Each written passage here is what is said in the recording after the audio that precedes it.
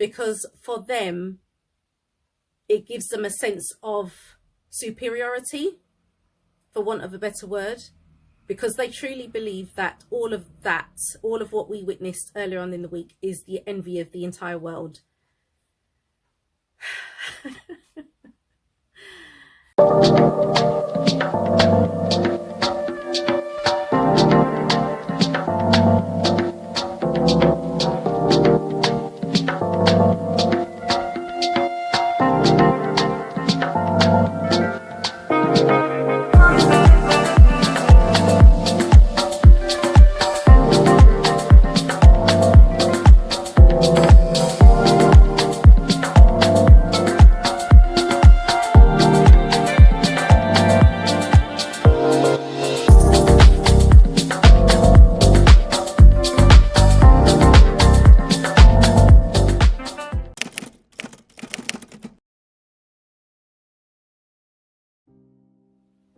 Hey guys, I hope you're all doing well and that you had a great week.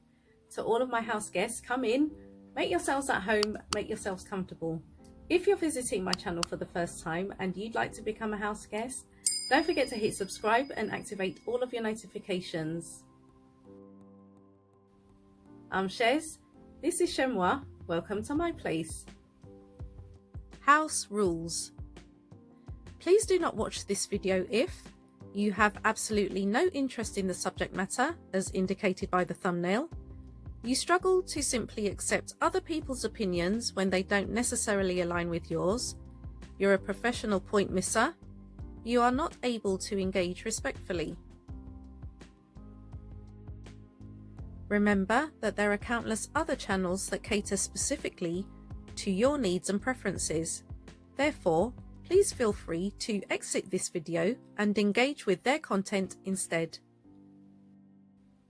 Have you ever had one of those mornings where you're in such a rush, you're running really late, you've managed to get all your bits and pieces together, but there's that one thing that you must have before you leave the house? For me, it's my car keys.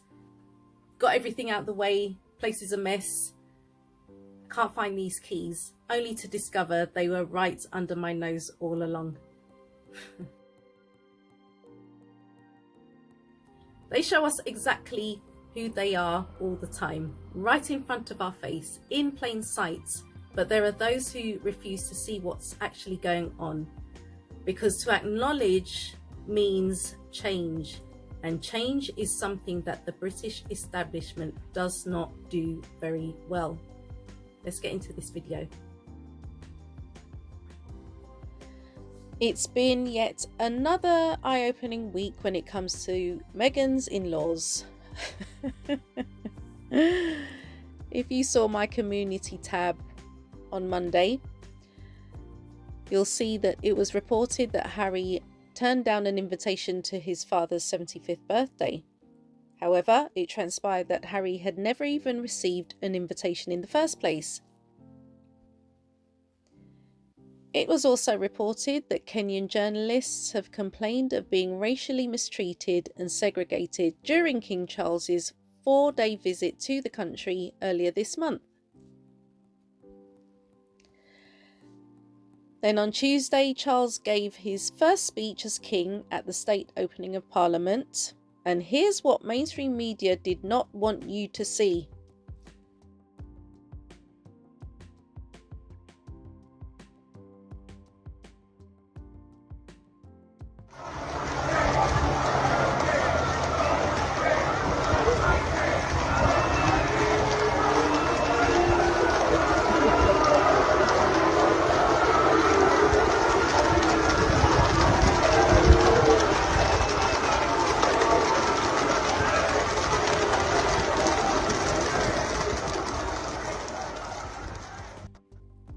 After all the pomp and circumstance and archaic traditions were done with, here's what stood out for me.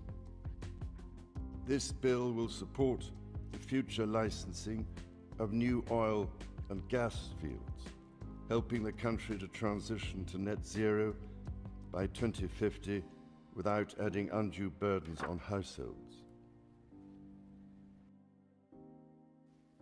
Now, as everyone's aware, Charles is supposed to be an environmentalist, but what he had to read goes against everything he's been campaigning for when he was Prince of Wales.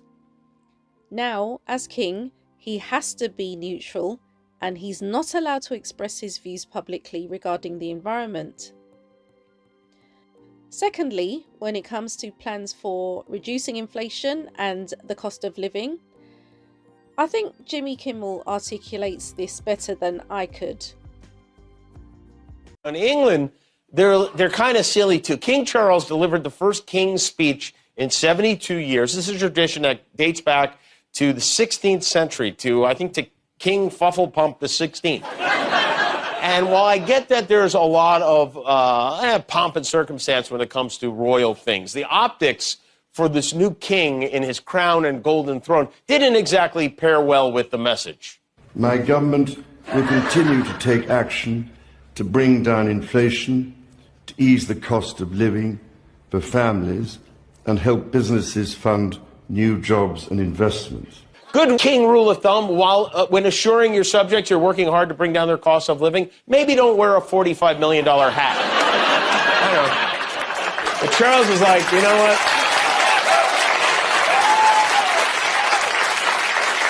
He's like, I waited 73 years for this. I don't give a crap. Bling it up. Cover everything in gold and fill my chalice up with purple drink. The King's speech is basically a script written by the government outlining their plans, not his plans, their plans going forward, and demonstrates, if you didn't already know, that the monarch has zero power to do anything when it comes to the future of Britain. On the topic of the environment, William was in Singapore earlier this week to attend the 3rd annual Earthshot Prize event. Now, there were 3 things that stood out for me. I fully understand that Singapore is a long-haul destination, and no reasonable thinking person would expect Prince William to jump into a boat and sail halfway across and then get a train or a donkey or whatever. However, how is he going to offset the carbon footprint produced by a 13-hour commercial flight from London to Singapore and the same duration back again? Is a helicopter a fuel-efficient mode of transport? Why do they need to travel by helicopter when they're travelling in the UK? And when he was asked where Kate was, he had said that she had to stay behind with their son George to help him prepare for his exams. Fully acceptable, no further questions. But I can guarantee you that had it been Harry attending an event without his wife, the media would have been like a dog with a bone before finally concluding that they are separated. Now, with regard to Harry and Meghan, it was exactly 7 years ago today, on the 8th of November 2016, that he felt compelled to issue a statement after his relationship with Meghan was made public.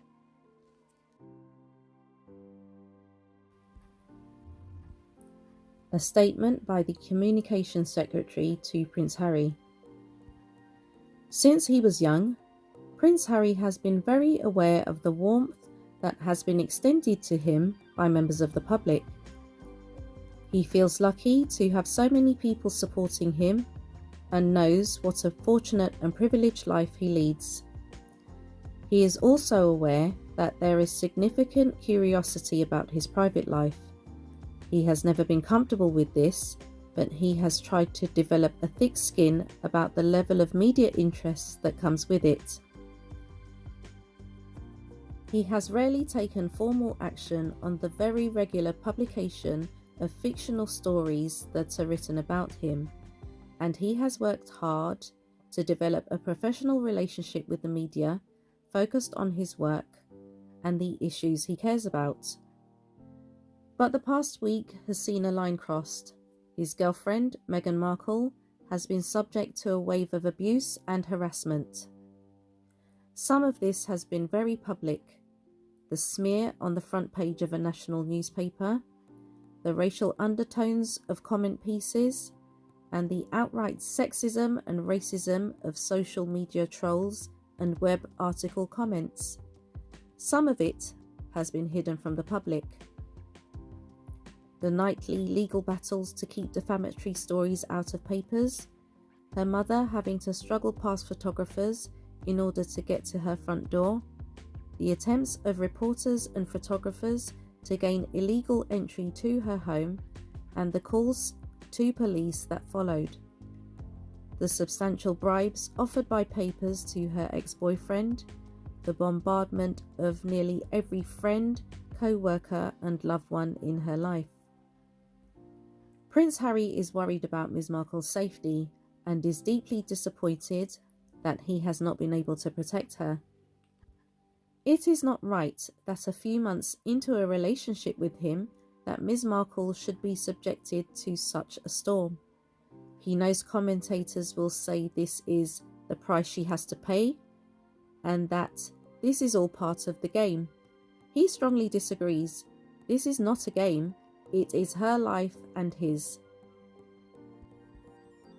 He has asked for this statement to be issued in the hopes that those in the press who have been driving this story can pause and reflect before any further damage is done. He knows that it is unusual to issue a statement like this, but hopes that fair-minded people will understand why he has felt it necessary to speak publicly.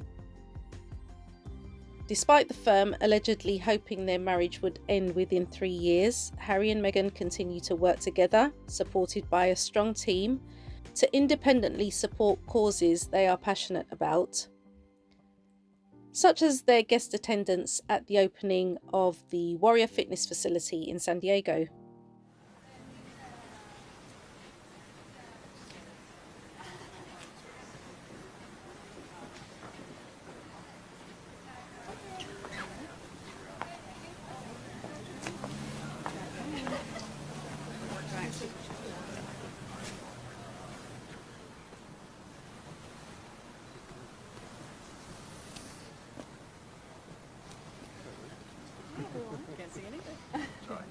Thank you all for joining us this evening as we celebrate the grand opening of the Warrior Fitness Program facility. We're very proud that this facility is opening up. It joins a sister facility which has been in operation in Norfolk, Virginia, which is another center of concentration for naval special warfare. And so with the opening of this facility, we think we'll be able to reach 80 to 90% of our naval special warfare population, and importantly, our veterans. We're joined today with special guests, the Duke and Duchess of Sussex, Prince Harry and Meghan, so thank you very much for joining us this evening.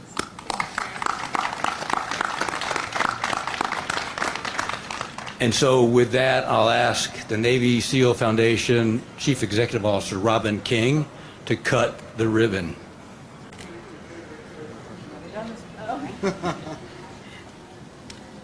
Yeah. Congratulations. Thank you very much. We're very proud of it. Thank you very much. Thank you.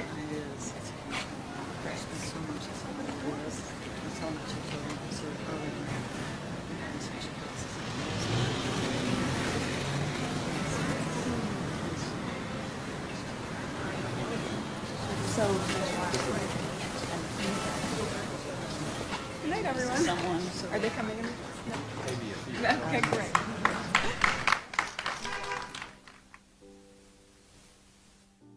And just to let you know, guys, that during editing I came across some information that Harry has been asked to become a global ambassador for Scotty Little Soldiers, and he's accepted the ambassadorship, so congratulations to him.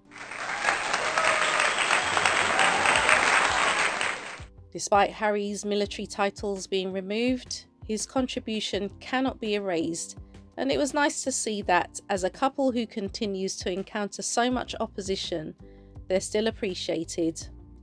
And this is what former SEAL and really the project manager of the Navy SEAL Foundation, Tony Dunstey, had to say about how special it was to have the Prince and Princess of Sussex.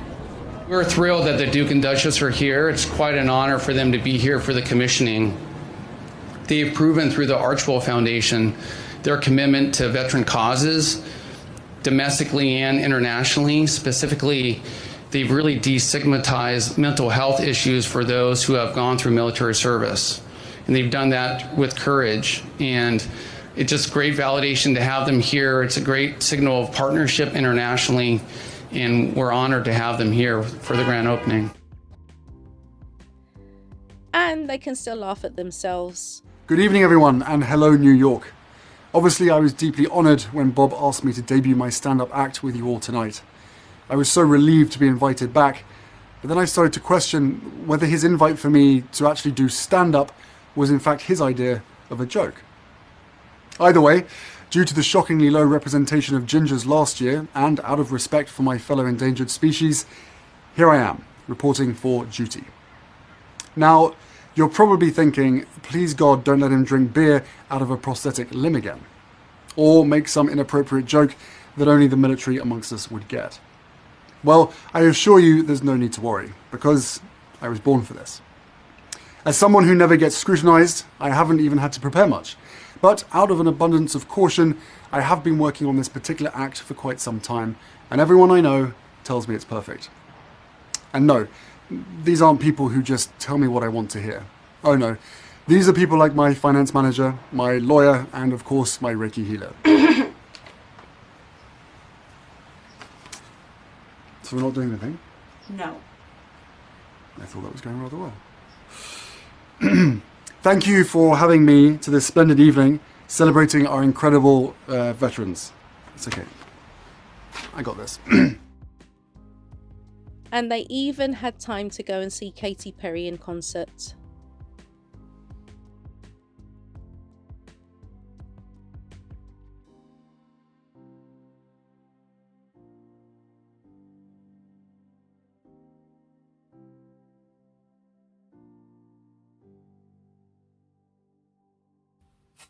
Now, as I wrap up this video, guys, I've had some additional thoughts, and it never ceases to amaze me what people are very quick to accept and what they're very quick to dismiss. All the theatre, performance, extravagance, what went on earlier this week with the state opening of Parliament, that type of display is what a lot of people in this country hold dear, because for them it gives them a sense of superiority, for want of a better word, because they truly believe that all of what we witnessed earlier on in the week is the envy of the entire world. And when it comes to social issues, do you really, really believe that the establishment is that concerned about the environment? Really? Do you believe that they're that concerned about your day-to-day struggles when it comes to making ends meet? They don't actually care that you have to rob Peter to pay Paul to keep your heating on and to try and get this week's shopping. It's not something they're accustomed to, so to them it's unrelatable. It's only in their interest because they need to remain relevant, they need to remain popular, and that's how they believe they can appease us as the public. The British establishment represents for many people in this country a belief system that, as far as they're concerned, must be protected at all costs, above everything else. Harry and Meghan are treated like pariah because they dared to step out of that circle and had the audacity to choose a life that suited them. They shattered the illusion and refused to play a ridiculous and, quite frankly, a dangerous game. And speaking of ridiculous and dangerous games, I thought I'd insert this quick update just before I close the video. It's been reported that Harry has won his bid for a privacy trial against the Daily Mail, as reported earlier in the year. And this means that a judge has ruled that Harry, Elton John and others The case they brought against the Daily Mail can proceed to trial as there's now enough evidence. So let's see what happens from here.